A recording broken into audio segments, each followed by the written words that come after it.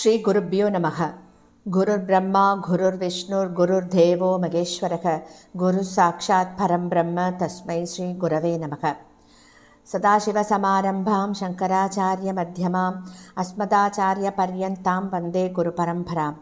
குரவே சர்வலோகானாம் விஷஜே பவரோகிணாம் நிதயே சர்வவித்யானாம் தட்சிணாமூர்த்தயே நமக. ஸ்ருதிஸ்மிருதிபுராணானாம் ஆலயம் கருணாலயம் நமாமி பகவத்பாதம் சங்கரம் லோகசங்கரம்.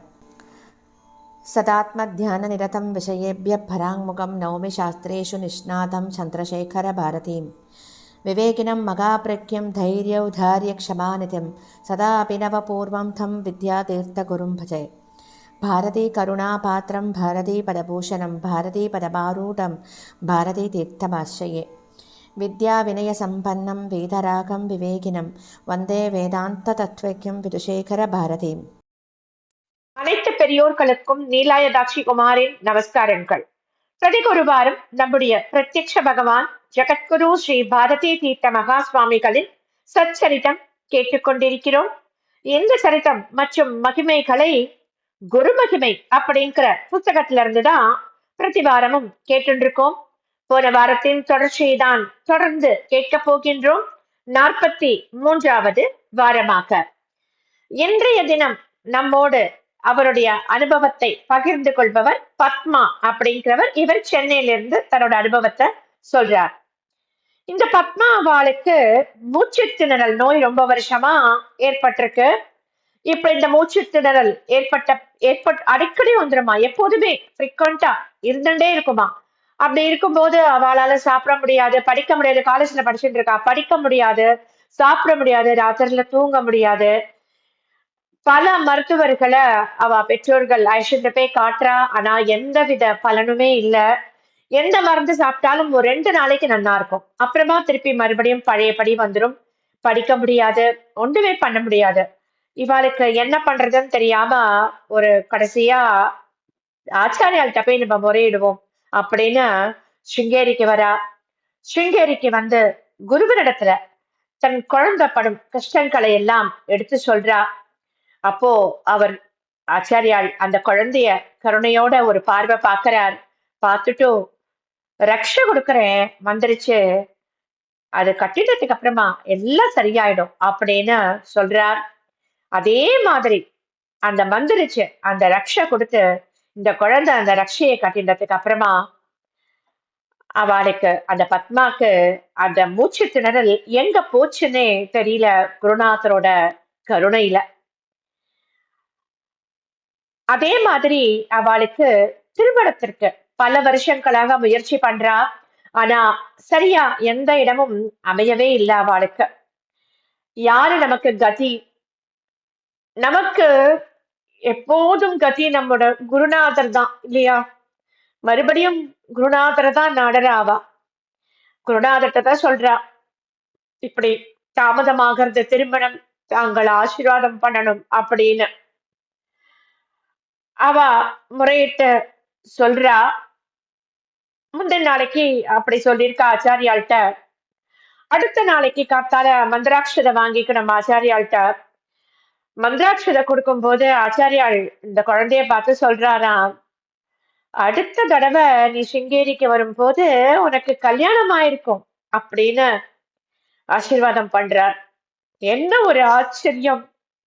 குருவோட அனுக்கிரகம் உடனே அவளுக்கு நல்ல வரனா அமைஞ்சு நல்லபடியா திருமணம் நடக்கிறது. கல்யாணத்துக்கு பின்னாடி அவ சென்னையில தான் இருக்கா. சென்னையில முதல்ல ஒரு சாதாரண கம்ப்யூட்டர் சென்டர்ல வேலை பார்க்கறா. அவளுடைய ஹஸ்பண்ட் வந்து HCL டெக்னாலஜிஸ்ல வேலை பார்த்துட்டு இருக்கார். இவருக்கும் ஒரு ஐடி கம்பெனில வேலை கிடைக்கணும், இன்ஃபோசிஸ் மாதிரி ஒரு பெரிய கம்பெனில வேலை பார்க்கணும் அப்படின்னு எல்லாம் அவளுக்கு ஒரு பெரிய கனவு இருந்தது. அவ மனசுக்குள்ள ஆச்சாரியாள்கிட்ட பிரார்த்தனை பண்ணிக்கிறா. அவ பிரார்த்தனை பண்ணிட்ட ஒரு கொஞ்ச காலத்துக்கெல்லாம் TCSல அவளுக்கு மாசம் 25,000 ரூபாய் சம்பளத்துல வேலை கிடைக்கிறது. இன்னைக்கு இன்ஃபோசிஸ்ல ரொம்ப பெரிய வேலை கிடைச்சு கை நிறைய சம்பளம் வாங்குறா பத்மா. அவளுடைய பொருளாதார ஏற்றத்திற்கு ஆச்சாரியால் தான் பரிபூரணமா காரணம்னு நம்புறேன் இல்லையா? குருநாதரோட கருணையே கருணை. அது மட்டும் இல்ல, அவ சொல்றா, அவருடைய கருணையினால, அவருடைய அருளால எனக்கு ரொம்ப அழகான ஒரு பொன் குழந்தை பிறக்கிறது. ரொம்பவும் சுட்டி பொண்ணா இருக்கா அவ அப்படின்னும் சொல்றா பத்மா. இப்படி என்னுடைய வாழ்க்கையில் குருநாதர் கருணையால் ஏற்றமே தவிர்த்து எனக்கு என்றுமே இறங்கு முகமே கிடையாதுன்ட்டு ஆணித்தரமா சொல்றா. அவ சொல்றா, அவளோட சம்பளத்துல அவ என்ன பண்ணுவாளாம், மாசா மாசம் குரு காணிக்கைன்னு எடுத்து வச்சிருவாளாம். அவ அப்படி பண்ண பண்ண அவளுடைய பொருளாதாரம் பெருகிண்டே இருந்ததுன்னு சொல்றா. என்னோட விருப்பம் எப்பொழுதும் நான் வாழும் வரை குரு காணிக்கைய ஒவ்வொரு மாசமும் விடாம இன்னைக்கு போல என்னைக்கும் நான் எடுத்து வைக்கணும் அப்படிங்கிறது தான். குருவுக்கு காணிக்கை எடுத்து வச்சேன்னா எனக்கு அது இரட்டிப்பாகத்தான் எல்லாமே நடக்கிறது. இது என்னோட அனுபவத்துல சத்தியமான ஒரு உண்மை அப்படின்னு சொல்றா பத்மா. அது மட்டும் இல்ல, அவளோட வாழ்க்கையில நடக்கும் ஒவ்வொரு சம்பவங்களும் குருவின் அனுக்கிரகத்தால் பாறாங்கல் போல வரும் கஷ்டங்கள்லாம் மிருதுவான வாசனை பூக்களாக மாறிடுதுன்னு சொல்றா. எத்தனை அழகான வார்த்தைகளை கொடுத்து சொல்றா பார்த்தேளா. பாறாங்கல் மாதிரி வரதெல்லாம் வாசனை பூக்களால மாறிடுறதாம் அவளுக்கு. அவரோட வாழ்க்கையில் நடந்த அனுபவங்களை நான் குருவின் பொறுப்பாத கமலங்களுக்கே சமர்ப்பிக்கிறேன் அப்படின்னு சொல்லி அவளோட அனுபவத்தை இதோட பூர்த்தி பண்ணியிருக்கா. எப்பேற்பட்ட அனுபவம் பத்மாக்கு கிடைச்சிருக்கு இல்லையா? நாமும் அவ பண்ணினாலே நம்ம பண்ண வேண்டாம், அவ செஞ்சாலே நம்ம செய்ய வேண்டாம். ஆனா இதுல இருந்து நமக்கும் ஒரு பாடம், ஒரு சில விஷயங்கள் நமக்கும் பாடம் கிடைக்கிறது.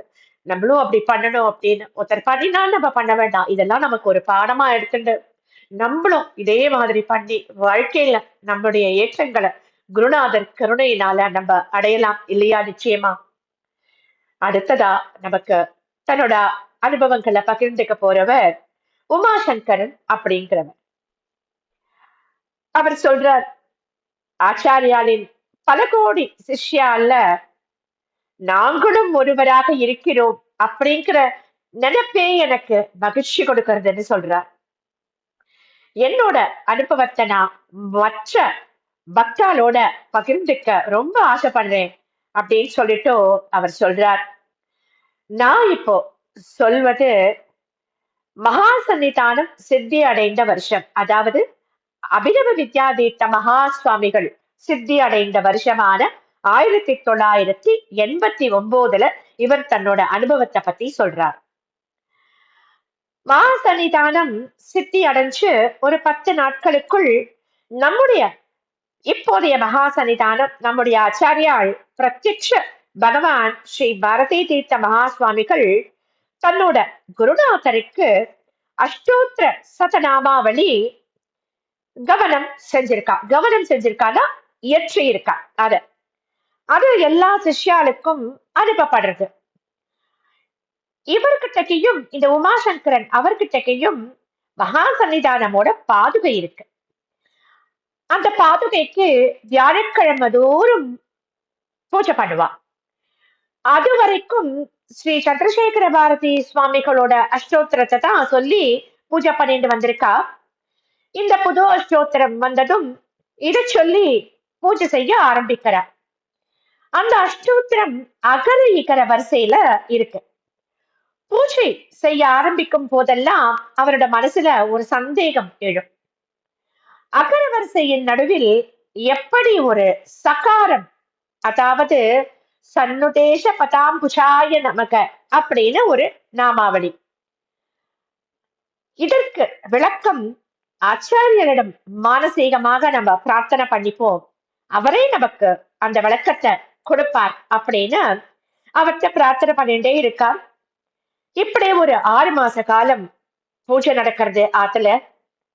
இப்படி நடக்கிற ஒரு வியாழக்கிழமை பூஜையெல்லாம் முடியறது. தீபாராதனை எல்லாம் முடிஞ்சு அவருடைய கணவர் படீர்னு ஒரு விளக்கத்தை கொடுக்கிறார்.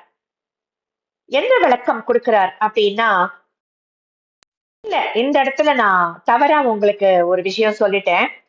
அவ அன்னைக்கு பூஜை பண்றா இல்லையா? அந்த வியாழக்கிழமை பூஜை முடிஞ்சு தீபாராதனை பண்ணிட்டு இருக்கும்போது, அவ அவ கணவர் பண்ணிட்டு இருக்கார் பூஜை இல்லையா?